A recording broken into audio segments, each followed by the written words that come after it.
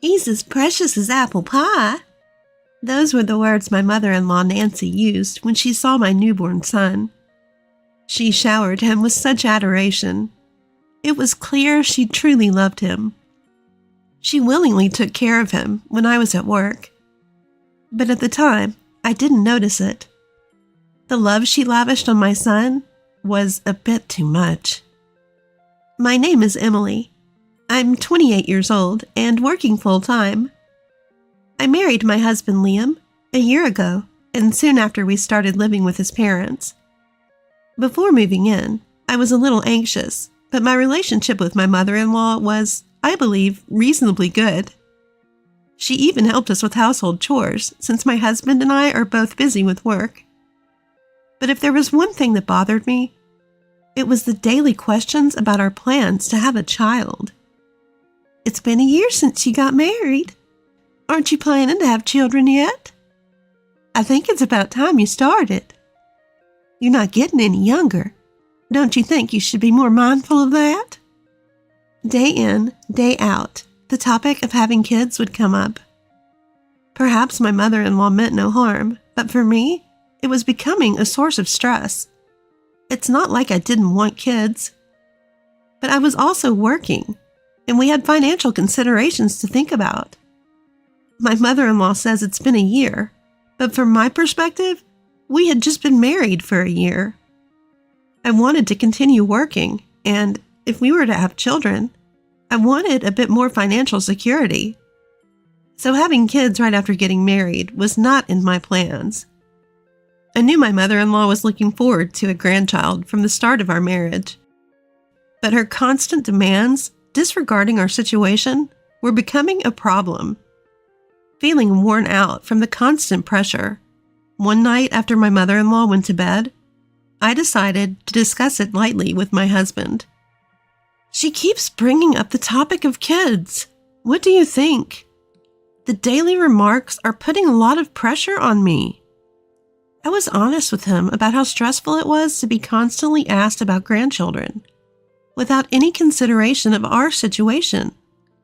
Well, Mom was really looking forward to a grandchild, but I didn't realize she was pressing you this much. I'm sorry. My husband seemed surprised. He hadn't thought his mother would be so persistent.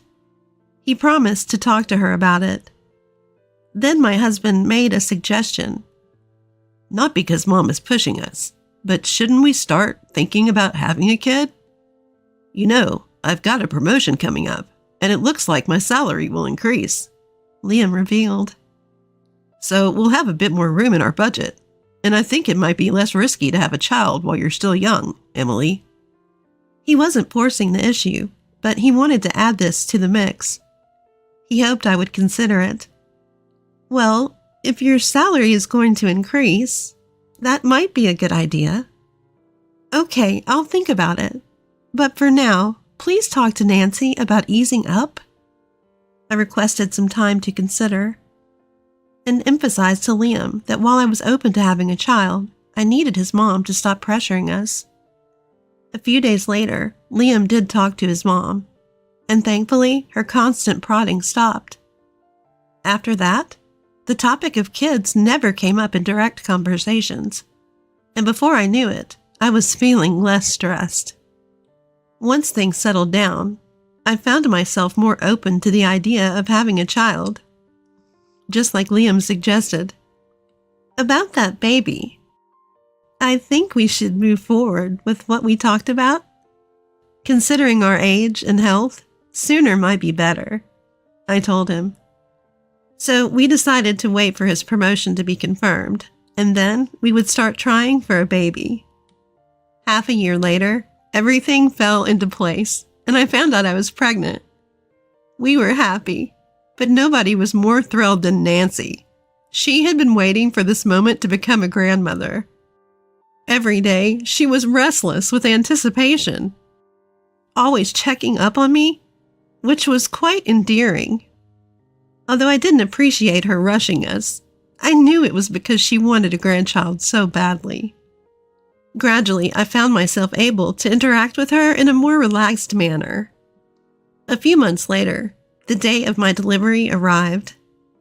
Despite my many fears and worries, with the support of my husband and Nancy, I successfully gave birth to a healthy baby boy. We named him Jackson. The joy I felt holding our little son was immeasurable. After the delivery, I went on parental leave and dedicated my time to taking care of our newborn.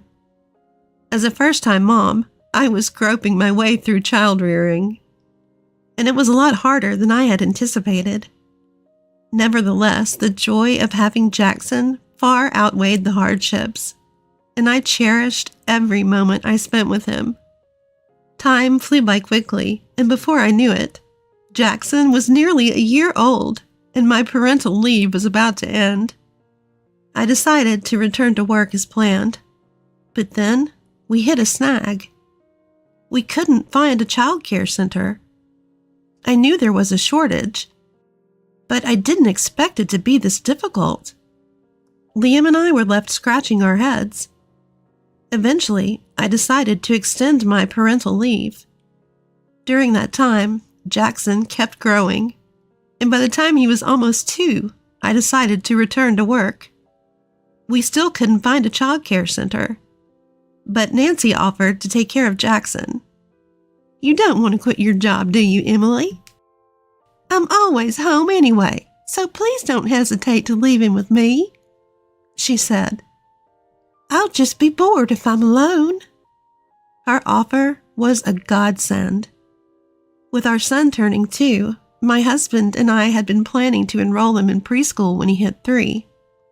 There seemed to be enough openings at nearby kindergarten, and we thought we could somehow manage for another year.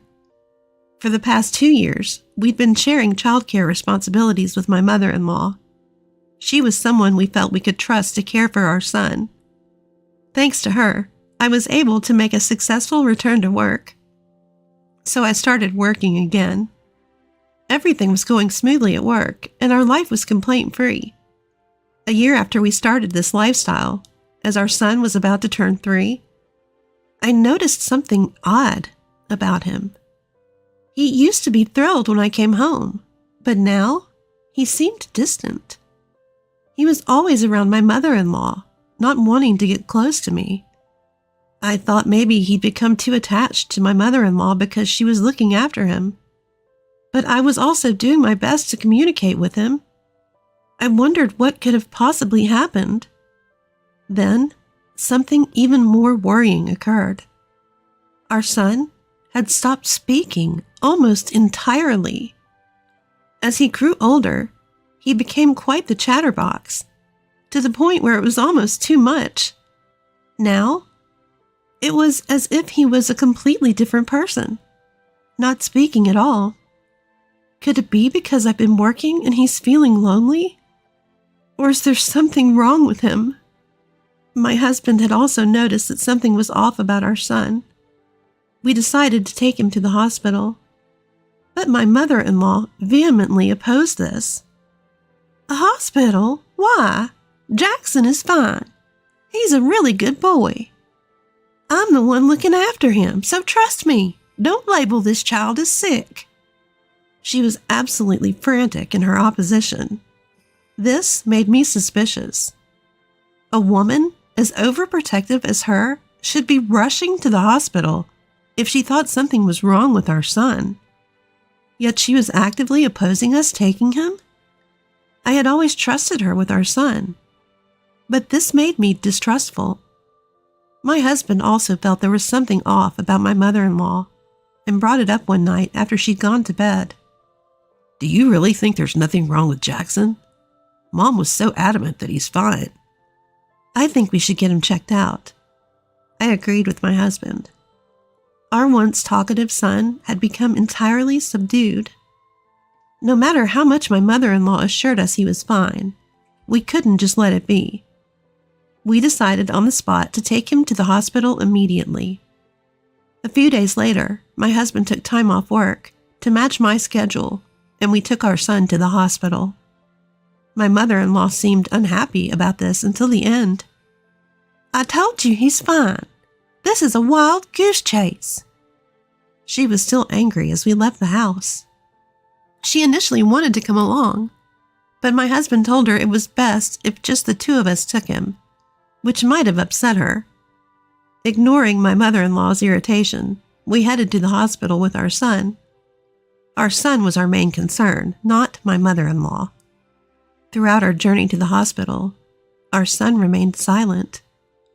My husband and I attempted to lighten the mood, to break his silence, but it was in vain.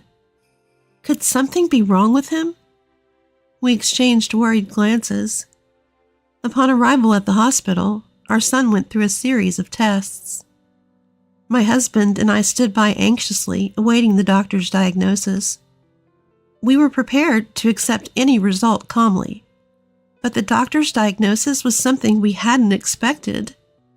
Despite the multitude of tests, the doctor stated that there was no physical abnormality in our son. A sense of relief washed over us, but it left us puzzled. Why had our son changed so drastically? To our queries, the doctor suggested, "It might be something psychological." What could he mean by psychological? On our way home from the hospital, my husband and I discussed various possibilities. Still, we arrived home without any clear answers. As soon as we entered the house, my mother-in-law, as if lying in wait, asked us about the test results. When we told her that there were no physical issues, she responded with a triumphant, "See, I told you so." We deliberately kept quiet about the psychological aspect, knowing that she would likely create a fuss over it. From then on, my husband and I paid more attention to our son than ever before. I made a point of coming home from work as early as possible to spend more time with him.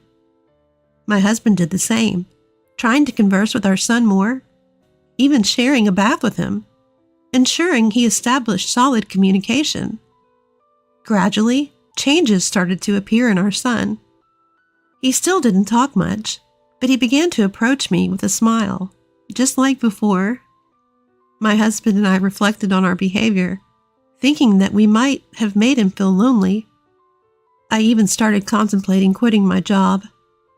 Then one day, after finishing work, I came home to find our son waiting to greet me. Such an occurrence had become rare, and it filled me with joy. As I patted his head and told him to wait in the living room while I changed, my mother-in-law emerged from the living room.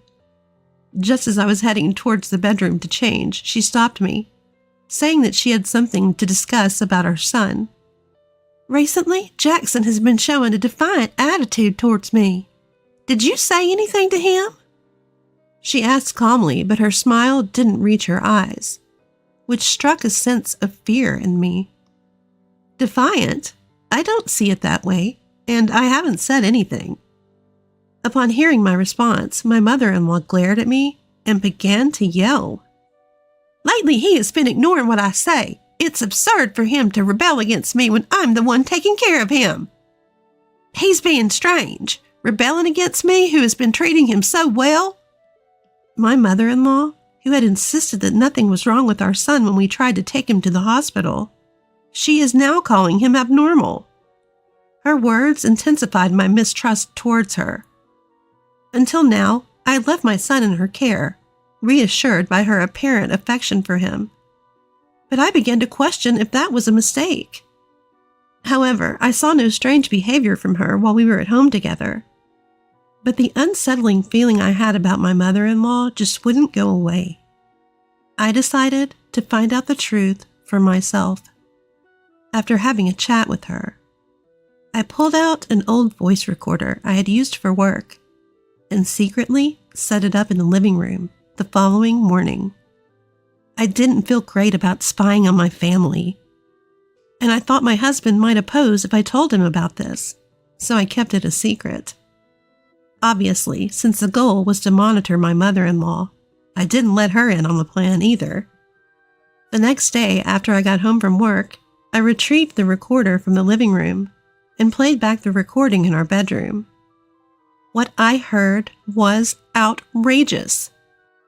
It was my mother-in-law saying the unthinkable. My hand was shaking from shock, and I felt a surge of anger. I was mad at my mother-in-law and at myself for not noticing this before.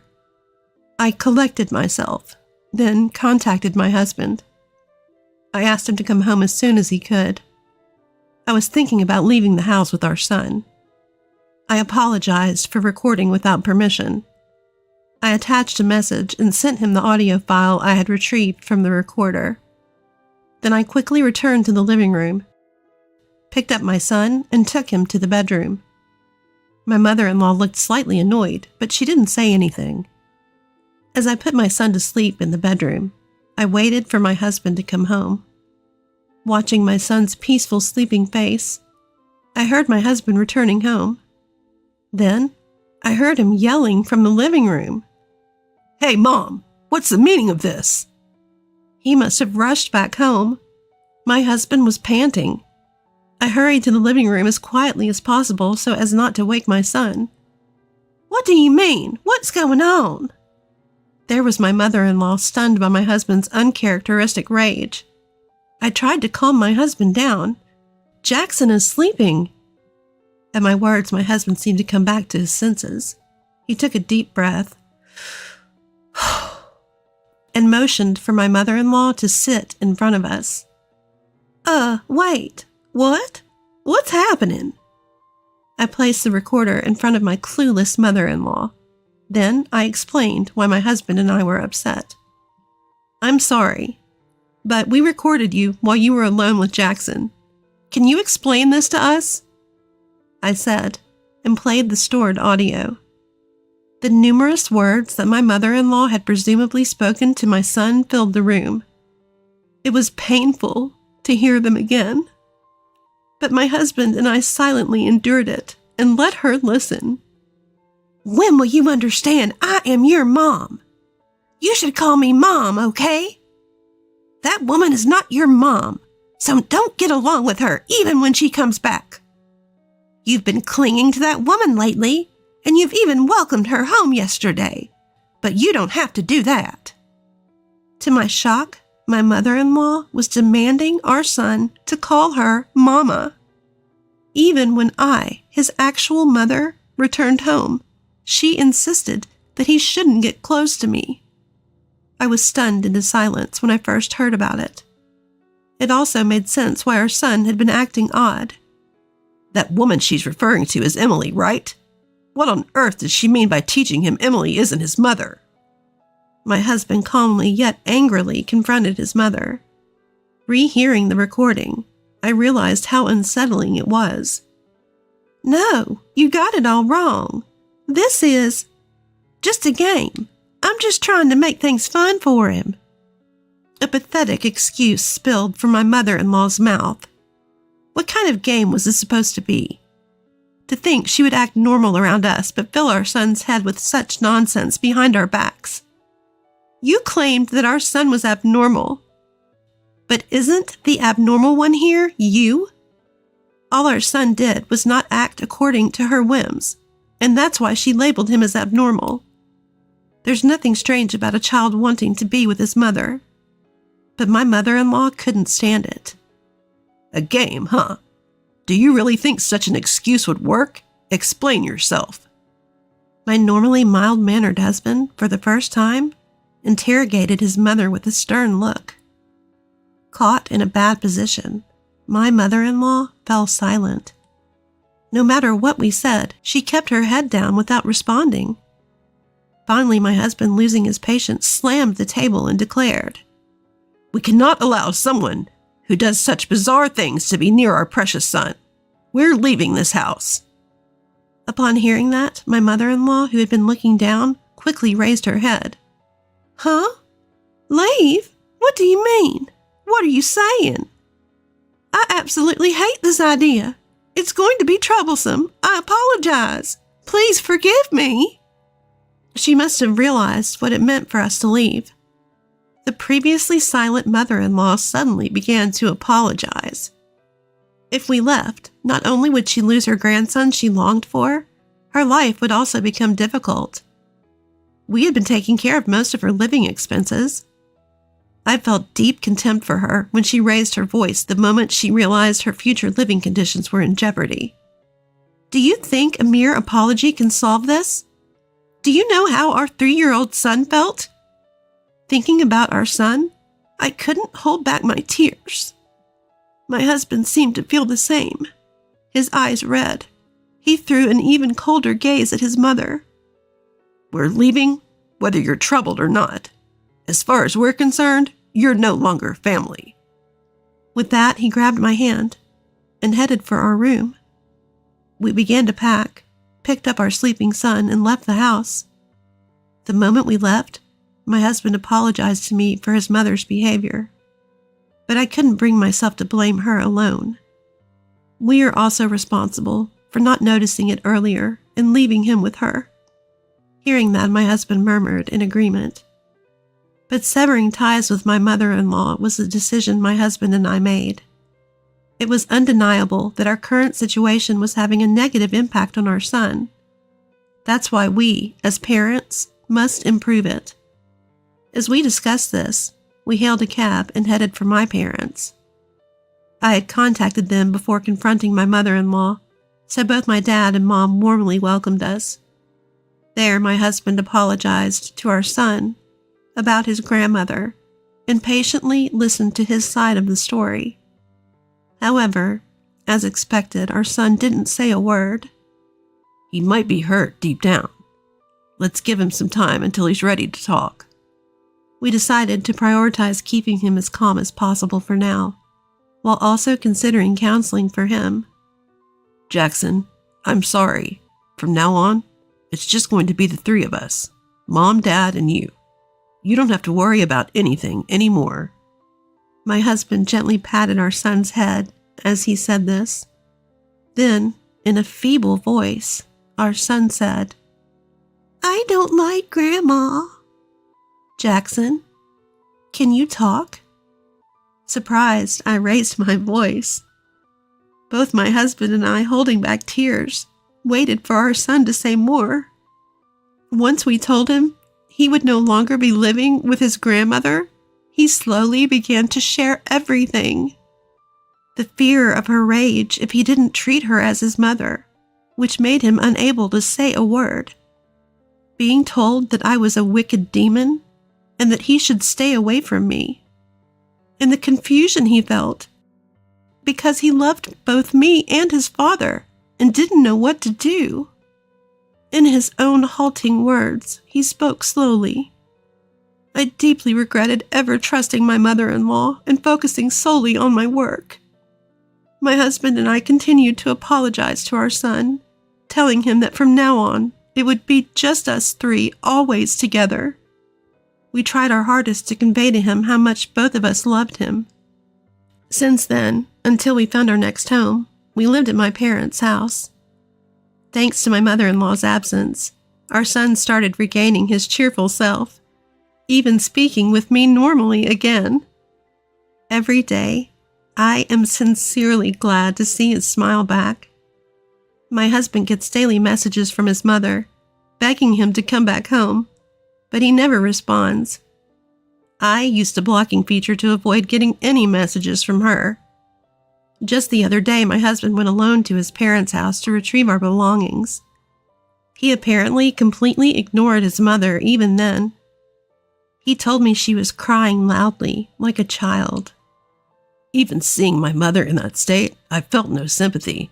The only family I need to protect now is Emily and Jackson. I can't tolerate anyone hurting them, even if it's their own grandparents. That's what he said while talking about his mother. I'm deeply grateful to my husband for taking immediate action to protect our son.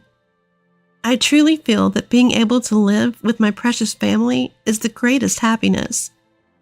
I do feel a little sorry for my mother-in-law, who lost that. Eventually, my husband cut off all contact with his mother, and we moved to a new home. We've arranged to hear from a relative if anything happens to his mother. According to this relative, she's completely deflated, and she seems to be getting more and more depressed every day. She doesn't seem to have much room in her life, and apparently she spends her days crying alone in her large house without ever going out. On the other hand, we moved to a secure condominium and started our new life. I quit my job to spend more time with my son, and together with my husband, we're doing our best to take care of his mental health. Thanks to that, our son seems to be back to his energetic self. Sometimes he can be a handful, but even that I find endearing. I want to continue watching over my husband and son to ensure that our son never has to go through anything tough again, because that is our greatest happiness.